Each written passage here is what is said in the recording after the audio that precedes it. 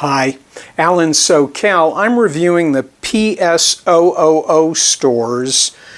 They're 60,000 milliampere hour power bank. I just call them power blocks, power supplies, because to me it's basically a supply of power. In this case, probably, well, it is the largest power bank that I've reviewed. And I have made a habit over the last couple of years of reviewing quite a few power banks or blocks. And I do remember when maximum capacities were like 5,000, maybe 10,000 was large milliampere hour capacity. Now we're up to what essentially is a 60 ampere at 5 volt supply. I thought that was pretty impressive. So let's just go over some of the details and the specifications and the features for this device.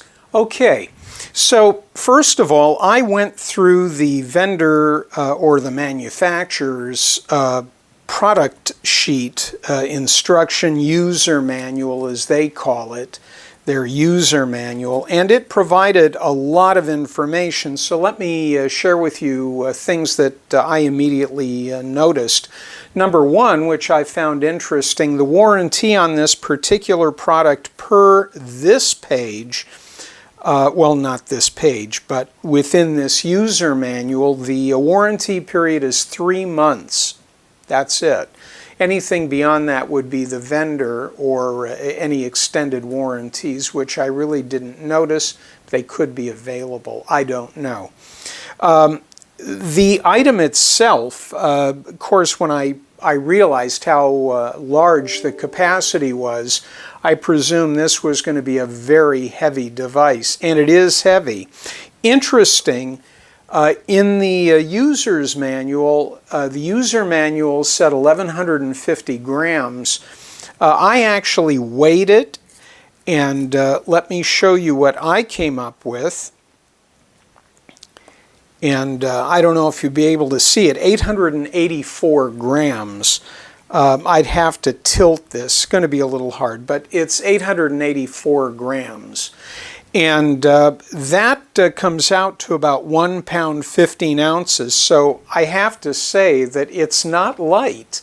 This would be something that you'd have to be sure you were going to carry around. If you're taking it on a camping trip, you've got almost 2 pounds worth of product here. So, you know, 1 pound 15 ounces. That's quite a bit. However, again, 60,000 milliampere hours. So that's pretty impressive. Also, aside from the warranty and the weight, I noticed one of the features of this item, of course, is the LED panel. So let me first deal with that. There is a switch. I taped it off with blue tape and then used a permanent marker so I could see this, and then covered it with a laminate clear to protect the marker color. Point being, that switch is now visible to me, and let me bring this out a bit. The switch being visible, I can now show you the features with the LED. Using the button on the side, if you hit it twice, you bring on the LED panel, which for me, because it's a nice heavy block, this for me could be a good utility light. So I don't care for the flashlights where I've got 2 focused beams at the end, and if I need a flashlight, I have lots of flashlights.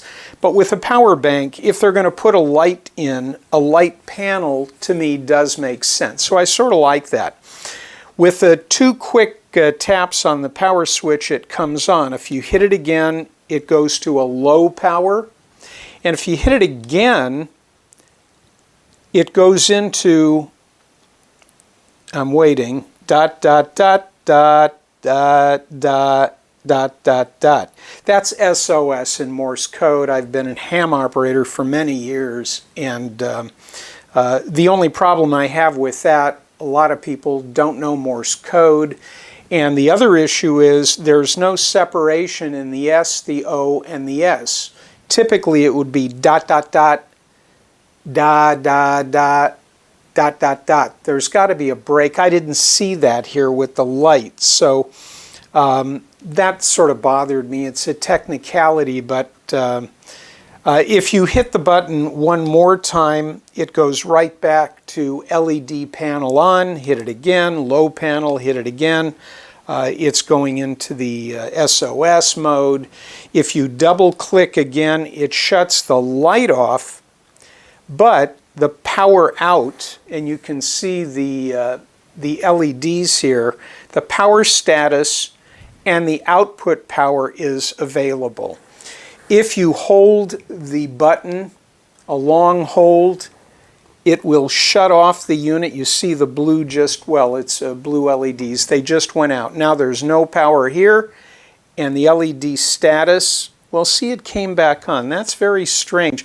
I think it's because the solar panel activated it.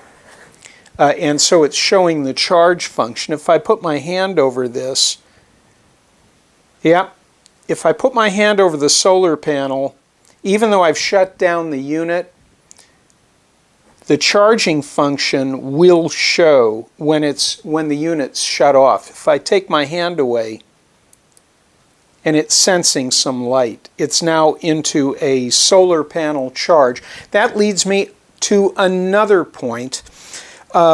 What the unit does have is a solar panel. I will tell you that it's a single panel. The output, as indicated in the user manual, and they'll tell you it's 1.5 watts. In theory, it would take at least 20 hours at 2.1 amps, which is the maximum charge rate, to get this thing back to full capacity if it were depleted. So, you know, this solar panel is not going to be the quickest way to charge. You know, if you're using a power block at 2, even 2.1 amps at 5 volts, you've got 10 watts. So that's going to be 10 times faster than the solar panel. So that's in theory, but you have to think about it. It's a single panel. That's all it is. So yes, if you left it out with the panel up, it would be sort of like a trickle charger. But even in the book, they indicate, they highly recommend that you charge this unit upon receiving it. And this, coming from my power supply at my desk, happens to be a high capacity quick charge USB-C. And right now I'm charging from the USB-C, and I'm going to let this charge after I complete the video because I want to fully charge it. I really don't want to use it right now.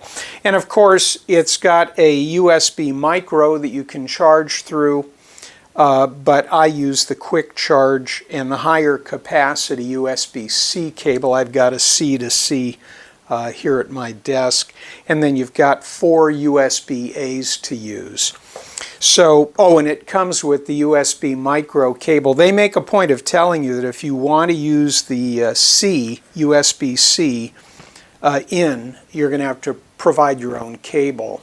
Interesting. What it doesn't have is wireless charging. And that's big. I have other power banks in my vehicle, and just for ease of charging my cell phone, it's very easy to take that cell phone and just lay it on the power bank, and it's charging, and it charges rather quickly. This does not have that. It's really a stripped down power bank, in my opinion.